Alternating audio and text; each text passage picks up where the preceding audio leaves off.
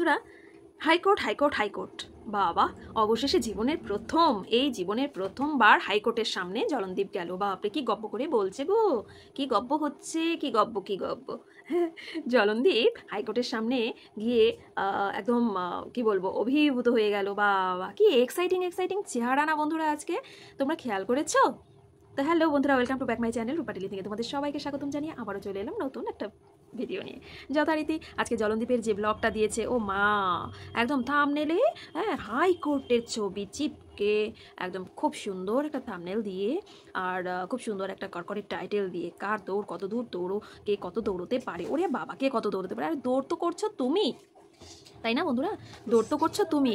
আজকে এই যে কিমা শাকচুনিকে সঙ্গে নিয়ে জলন গেল হাইকোর্টের উদ্দেশ্যে। তা হাইকোর্টে জলনের তো কোনো কেস টেস ছিল না, তাহলে জলন কেন গেল হাইকোর্টে? কি করতে গেল? সঙ্গে গেল কিমা। কেন গেল? কি করতে গেল? শুধুই কি ভয় দেখানোর জন্য? শুধুই কি দর্শক বন্ধুদেরকে বোকা বানানোর জন্য? বোকা বানিয়ে এতদিন পর্যন্ত আজকে এই পরিস্থিতিতে এসেছে। আজকে কিন্তু বিরাট বড় আবারও বোকা বানালো, বিরাট বড় একটা ধোঁকাবাজি কিন্তু করলো দর্শক বন্ধুদের সাথে। আমাদের কথা ছেড়েই দাও, আমরা কন্ট্রোভার্সি ক্রিয়েটার যারা ভিডিওর মাধ্যমে ভিডিও করি, তো আমরা ভিডিও দেখে ভিডিওর মাধ্যমে যেটা দেখো সেটাই তুলে ধরবো, সেটাই বলবো। কিন্তু দর্শক বন্ধুরা, এই যে জলনদীপকে যারা ভালোবাসে না বন্ধুরা, একদম সত্যি পাগলের মতন ভালোবাসে। দর্শক বন্ধুদের ভালোবাসায় কোনো কিন্তু খাত নেই। তারা যখন জলনদীপকে ভালোবাসে, একদম নিখাতভাবেই ভালোবাসে। কারণ তাদের কমেন্টের মাধ্যমে বোঝা যায় যে টিনার প্রতি যে কোপ, টিনার প্রতি যে রাগটা মানে কমেন্টের মাধ্যমে বোঝায় না, তখন বোঝা যায় যে জলনদীপকে কতটা সাপোর্ট করছে। জলনদীপের ইনোসেন্টগিরি কথাবার্তা, সততামূলক যে কথাবার্তা সবসময় বলে দর্শক বন্ধুদেরকে ঠকিয়ে আসছে না। তো দর্শক বন্ধুদের এখানে কোনো দোষ নেই। দর্শক বন্ধুদেরকে আমি বলবো, সত্যি তারা কিন্তু নিখাত ভালোবাসে বলেই কিন্তু এই ধরনের কমেন্ট করে। কারণ যাকে খুব ভালোবাসা যায়, আবার যার রূপটা সবসময় ভালোভাবেই প্রেজেন্ট করে, তাকে তো ভালোবাসবেই, তাকে তো ভালো কথা বলবেই, তাই না? কিন্তু যারা সত্যি মানে এতটাই ভালোবেসে ফেলেছে না, এই জলনদীপের ভুলগুলো চোখে তাদের ধরা পড়ে না, এটাই স্বাভাবিক। তো সেই জন্যই বলি যে সত্যি জলনদীপ কীভাবে দর্শক বন্ধুদেরকে ঠকাচ্ছে, তাই না বন্ধুরা? সত্যি এতটুকু বিন্দুমাত্র যদি ভয় থাকতো তাহলে এরকম করতে পারতো না। কারণ আজকে জলনদীপ যে এই যে হাইকোর্টে গেল, কিসের জন্য গেল? আর এই যে বড় বুলি কমিউনিটিতে আমরা দেখেছি যে জলনদীপ দিয়েছে যে ম্যাডাম দিদির দৌলতে আজকে আমার আর কোনো চিন্তা নেই, সব দায়িত্ব যখন ম্যাডাম দিদি নিয়েই নিয়েছে, ম্যাডাম দিদির এখন চিন্তা। তো সত্যিই কি ম্যাডাম দিদি সমস্ত দায়িত্ব নিয়ে নিয়েছে? সত্যিই কি ম্যাডাম দিদির চিন্তা?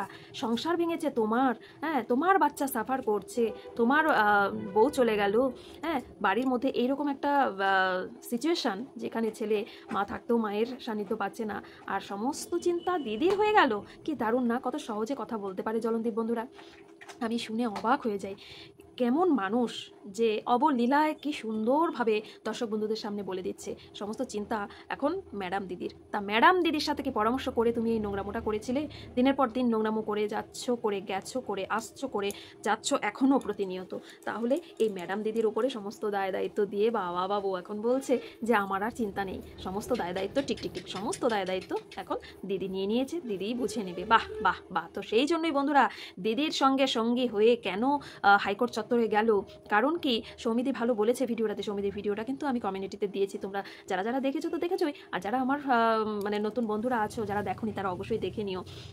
সত্যিই যে অ্যাপটার কথা বললো না সমিতি, সত্যিই তো সেই অ্যাপে গিয়ে তোমরা সার্চ করে দেখো, কোথাও কিন্তু দেখতে পাবে না যে জলনের নামে কোনো কেস আছে হাইকোর্টে। কারণ কি, যদি হাইকোর্টে কোনো কেস হয়, পিটিশন করে, এফিডেভিট করে যেই একটা প্রসেসিং হয়, সেই সমস্ত কিন্তু কোনো রকম কিছু হয়নি। সেইখানে কিন্তু ম্যাডাম দিদির নামে একটা কেস রয়েছে। তো সেই বিষয়ক ব্যাপার নিয়েই কিন্তু সেখানে যাওয়া হয়েছে। আর সেখানে কি বলতো, ওই যে এক ঢিলে দুই পাখি মারার মতন পরিস্থিতি হয়েছে।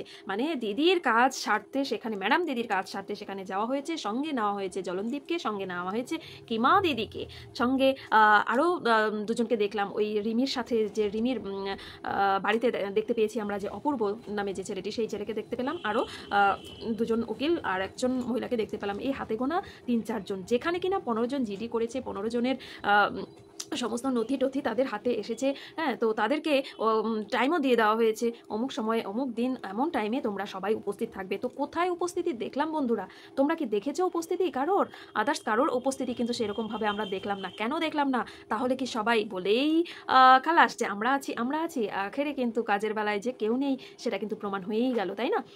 তো নেহাত জলনদীপ এখন ভিউ ভিউ খেলা খেলছে, কিমা শাকচুন্নিও খেলছে। তো সেই জন্য কিন্তু তারা কিন্তু গেল। আর এই বোঝানোর জন্য যে সঞ্জয়কে ভয় দেখানোর জন্য আর সঞ্জয়কে বোঝানোর জন্য আমরা হাইকোর্টে কিন্তু চলে গেছি। তো সঞ্জয় অত ভয় পাবার যে ছেলে নয় সেটা কিন্তু বুঝতে পারছি বন্ধুরা। একাই একশো লড়ছে লড়ছে লড়ছে, লড়বে লড়বে লড়বে, এরকম একটা কিন্তু পণ করেই নিয়েছে। যাই হোক, কি কিস্তি খামারি কি আজে বাজে কথা বলেছে সেই বিষয়ে আমি আসছি না। আজে বাজে কথা এমন কেউ বাকি নেই। এই যে ম্যাডাম দিদি যাদেরকে সঙ্গী করেছে, যাদের সঙ্গ নিয়ে নোংরা পরিষ্কারের নামে সাফাই করবে, নোংরা পরিষ্কার করবে এই বলে যেই মানে পথে নেমেছে, সেইখানে বড় বড় নোংরাদের পাশে দাঁড়িয়ে তাদের চ্যানেলকে সম্মানে প্রমোট করছে, তাদের চ্যানেল থেকে নিজে বেশ ভ্যালু করছে। আর উনি নোংরা পরিষ্কার করতে এসেছে ওয়াইটির পরিবেশে, শুধুমাত্র নোংরা হিসেবে কাকে চোখে পড়লো, কাকে ধরা পড়লো? হ্যাঁ, না গিয়ে সঞ্জয়কে। কেন কিসের জন্য? হ্যাঁ, সুতপাকে কিছু আর করবে না। সুতপার গান খুব ভালো লেগেছে ম্যাডাম দিদির, সুতপার অনেক প্রশংসা করলো ম্যাডাম দিদি। তো সুতপা বেঁচে গেল, মাঝখান থেকে ফেসে গেল কে? আহা, এই সঞ্জয়। তো এই সঞ্জয়কে সত্যিই কি ফাঁসানো যাবে কি ফাঁসানো? অনেক দিদিরাই দেখছি ভীষণভাবে কিন্তু একেবারে লড়াইয়ে যোগদান করছে, একদম মাত্রাতিরিক্তভাবে, একদম মাত্রা ছাড়ানো সব ভিডিও করছে, একদম দাড়ি গোপ বানিয়ে অ্যাক্টিং করছে। গারদে গিয়ে কি অবস্থা হতে পারে, কি হবে না হবে, সমস্তটা অ্যাক্টিং করে করে তুলে ধরছে। সেই সব মহিলাদের কিছুদিন আগেও বন্ধুরা দেখেছি কি নোংরা মুখের ভাষা, কিমাকেও কত নোংরাভাবে অ্যাটাক করেছে, আর কিমাও কত নোংরাভাবে অ্যাটাক করেছিল। আজকে তারা সব একত্র হয়েছে নাকি নোংরা পরিষ্কার করবে। নিজেরা এত নোংরামি করলো, সেটা এখন চাপা পড়ে গেল।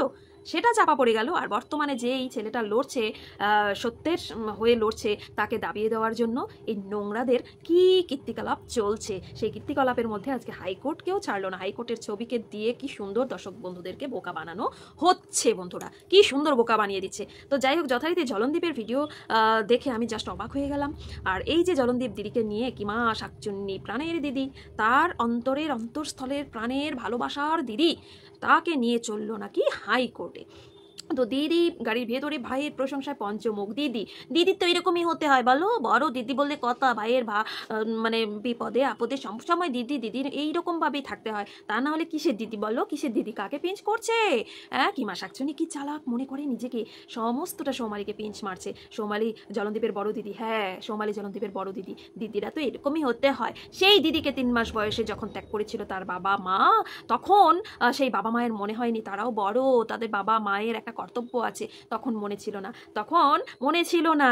আর এখন এই কিমা শাকচুন্নি কি সুন্দর সৌমালিকে পিঞ্চ মারছে, কি সুন্দর কথা বলছে ঠেসিয়ে যে দিদিদের তো এরকমই হতে হয়, বড় দিদি বললে কথা। তা তুমি বাবা এমনি তোমার শাড়ি দিয়ে ঢাকতে চাইছো, তোমার এই প্রাণের ভাইকে এমনি রাখতে চাইছো? তুমি এই দিদি, এমন দিদি তুমি যে কিনা একদম চুষে নিংড়ে খেয়ে একেবারে কি বলবো, ছাবড়াটাকেও ছাড়ো না। টিক। জলনদীপ এখন ছাবড়াই হয়ে গেছে বন্ধুরা। তার কারণ জলনদীপ যে নোংরামো করেছে, জলনদীপও যে হোয়াটসঅ্যাপ চ্যাটিং করেছে, ইন্টুকলুকলু করেছে, দেখা করতে গেছে, ডান্সিং কারে ডান্সও করেছে, এগুলো সমস্ত কে বলেছে? এই কিমা শাকচুন্নি কিন্তু ভিডিওর মাধ্যমে বলেছে। তো এই কিমা শাকচুন্নি এও বলেছে, আমার ভাইকে দরকার হলে আমি আমার কাপড় দিয়ে, আমার বস্ত্র দিয়ে ঢেকে দেবো। তাহলে তোমার গায়ের বস্ত্র খুলে তোমার ভাইকে ঢাকতে হবে। তাহলে তুমি জানো যে তোমার ভাই কতটা নোংরা করেছে, হ্যাঁ কতটা নোংরা করেছে। তা না হলে একজন সত্যবান ভাইকে কখনো দিদি তার নিজের বস্ত্র খুলে ঢাকতে পারে? তুই দিদির মান সম্মান বলে বা কোনো কিছু কোনোদিনই ছিল না। তো এখন আর নতুন করে কি গজাবে, তাই না বলো? গজানো কোনো প্রশ্নই আসে না। সেই জন্যই তো এত সুন্দর অবলীলায় বলে ফেললো যে আমার বস্ত্র খুলেও আমি আমার ভাইকে বাঁচাবো। ওরে বাবা, কোনো ভদ্রস্থ দিদি কোনো সত্যবান ভাইয়ের জন্য এরকম বলতে পারে না। তো এই অভদ্রস্থ দিদি জানে যে এই পাতানো ভাই আমার কতটা নোংরামি করেছে, তাই নোংরামি ঢাকতে আমার তো কাপড় খুলে দিতেই হবে। তা না হলে আমার তো ঝুলি ভরবে না। আমার কি হবে? আমার ছেলে আমার সাথে থাকে না, আমার বর অসুস্থ হয়ে রয়েছে, আমার ঢেরে মেয়ে আছে, আমাদের কি হবে? এই জন্য কিন্তু কাপড় খুলে বাইকে কিন্তু ঢাকতে একদম মরিয়া রাজি, আরও কত কি, এই জন্যই, বুঝলে বন্ধুরা? তো যাই হোক বন্ধুরা, আজকের এই যে হাইকোর্ট চত্বরের যে সিচুয়েশনটা দেখে আমি অবাক হয়ে যাই। হ্যাঁ, কি করে পারে শুধুমাত্র সঞ্জয়কে ভয় দেখানোর জন্য, টিনাকে দেখানোর জন্য, আর টিনার সাপোর্টে যারা আছে তাদেরকে দেখানোর জন্য। দেখো আমরা হাইকোর্টে গেছি, দেখেছো? এই জন্যই কিন্তু এই দুজন কিন্তু ওই ম্যাডাম দিদির সঙ্গ ধরেছে বন্ধুরা। হ্যাঁ, কারণ সেখানে গিয়ে এমন ধরনের পোজ দিচ্ছে, হেসে দাঁত কেলিয়ে সানগ্লাস পরে, একদম সেইটা দেখে কখনো মনে হয়েছে তোমাদের যে এখানে ওরা কেস খামারি বিষয়ক কোনো ব্যাপারে গেছে? কি আনন্দ, কি আনন্দ, কি এক্সাইটিং একটা ব্যাপার। ওরা যে ভাওতাবাজি করতে গেছে, ওরা যে ফলস সেখানে ভয় দেখাতে গেছে, এমনি এমনি গেছে, সেটা কিন্তু পরিষ্কার বোঝা গেল চোখ মুখ দেখে। কারণ তারা ভেতরে ভেতরে মানে হাসছে যে আমরা তো কিছু করতে আসিনি, শুধুমাত্র দেখানোর জন্য দেখাবা, সেটা কিন্তু পরিষ্কার বুঝিয়ে দিল। একদম সেলফি তুলে তারপর আবার কিমা শাকচুনি কি করলো, মেলায় হারিয়ে যাওয়া দুই বোন ম্যাডাম দিদির সাথে দুইজনে সানগ্লাস পরে মাস্কা মেরে ভিডিও করে ছবি তুলে এরকমভাবে সমানে একের পর এক ছবি ছাড়ছে আর বলছে মেলায় হারিয়ে যাওয়া দুই বোন। হ্যাঁ, তো এই ধরনের মানে কি বলবো, হাইকোর্টের সামনে গিয়ে যারা নাকি সত্যিকারের কেস নিয়ে টেনশানে থাকবে, জর্জরিত থাকবে, তাদের মুখে চোখে মুখে এরকম চিন্তা, মানে এরকম চিন্তা না, এরকম যে একটা স্বাচ্ছন্দ্যবোধ, এটা কি থাকতে পারে বন্ধুরা, বলো তো? থাকতে পারে?